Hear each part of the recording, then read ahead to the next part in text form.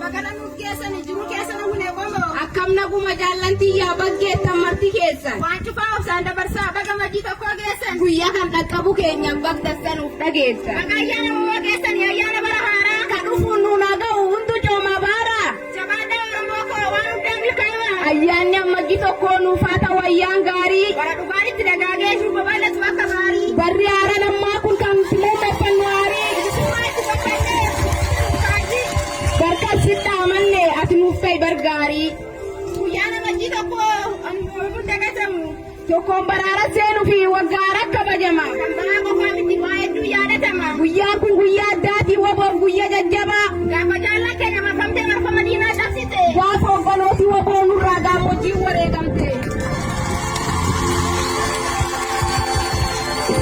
Guyyaa jaallan akkaan barbaadee gurmuu walii cimsite. Guyyaa jaallan wal tuftee erbuu isaanii haaromfatte. Qabsoo duubatti deebilootite. Qabsoo duubatti finiinsite. Guyyaa kan wareegamteettee kan jiru yoo wal simatte. Guyyaa dhuunfeete. Qabsoo dalloo jabeessite. Taate turtee fakkiin kunnee dara wal ijaartee cimtee. Loluuf duubatti hin deebine. Goonni jabbuu simte.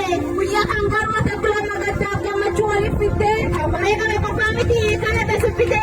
Kan jiru wal garsiisuu keetiif guyyaa gaddaa jechuun dhibde. Akkasiin guyyaan kun waboof guyyaa addaa ta'e. Waboon waan sucuuf darbee qabsoo dhiigaa siin ga'e. Dhiiga itti lolaasee lafee itti caccabsee. Hundiinaa dur dhaabbatee waboota siin ga'e qabee. Shira diinni qabe kamuurra tarkaanfatee. Guyyaa du'arraa ga'ee ammajji tokkoo kabaje. Hundaafuu guyyaan kun guyyaa namatti tokko namuu dagatamu. Barri barbilisummaa ta'ee Finfinneetti haa kabajamu. Ifaacha bara dheeraa kan gammachuuf gaddaa. Simachoota kaayoo kaayoo jibbitoota kaayoo. Kan lubbuun jiraniif kan lubbuun taranii. Dhiigaaf lafee laatanii kan asiin nu ga'anii. Seenaan hin dagatu ta'u lubbuun isaanii. Seenaan hin dagatu ta'us lubbuun isaanii. Seenaan hin dagatu ta'us lubbuun isaanii.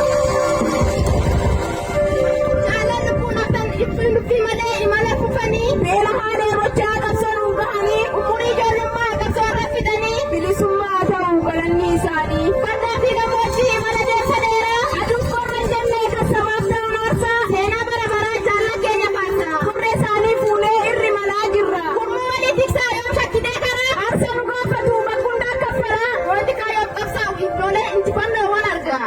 Waboon erga manaa ba'ee duubatti hin deebine takkaa.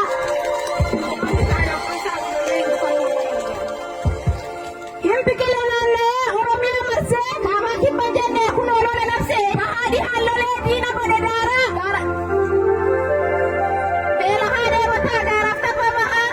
Lafeen goos qabsoof dhumee boriif seena ta'an ba'a.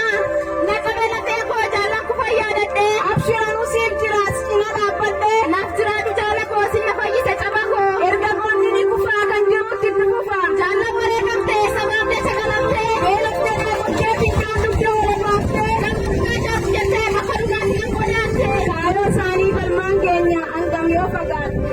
Saba isaaniif gajeelanii haasaa lubbuu ta'anii. Kaayoo jira taatee du'aan boodas hojii ofiitiin kabajamu. Akka Oromiyaan walaboomtee gammadoomtutti. Falmaan hin dhaabbatu. Jaallan nurraa kufan seenaa naa yaadatu. Warreen lubbuun jiran lubbii malee imala kufanii. Dadhabbiidhaaf gaafatanii. Riqicha guddaa jira kan immoo famneef hin jirne. Akkinni midhaag deemsi riqichsanaa. Imala dheeraa qaba deemsi karaa isaa. Ittum mimmiidhaagsaa akkin jallifni adaraa. Riqichi suni seenaa guddaa qaba. Dhiigaaf lafee utubame asiin bahe. Kaayoon jaalala